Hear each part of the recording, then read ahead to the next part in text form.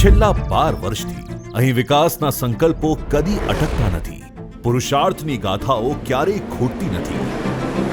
આ યાત્રા છે છેલ્લા 12 વર્ષથી વિકાસને સમર્પિત યશસ્વી વડાપ્રધાન શ્રી નરેન્દ્રભાઈ મોદીના નેતૃત્વની. 12 વર્ષ વિશ્વાસના, વિકાસના, જનકલ્યાણના. આ સફર છે માં નર્મદાથી જળ સમૃદ્ધ થતી ધરાની, સ્માર્ટ સિટીઝથી દુનિયામાં ચમકતી આધુનિકતાની, બુલેટ ટ્રેન અને વંદે ભારતની ગતિશીલતાથી લખાતા એક નવા ભવિષ્યની અને ગગન આમતા ભારતના આત્મવિશ્વાસની. 12 વર્ષની આ યાત્રા છે ગુજરાતમાં અંત્યોદય અને ગરીબ કલ્યાણની, સેવા અને સુશાસનની. પીએમ આવાસ, હર ઘર જળ, કિસાન સમ્માન અને આયુષ્યમાન કવચથી મજબૂત થતા જન જનના આત્મવિશ્વાસની.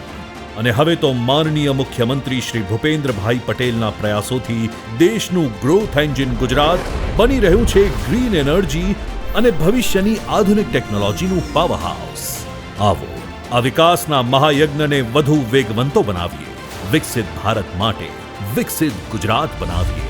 12 વર્ષ વિશ્વાસના, વિકાસના, જનકલ્યાણના.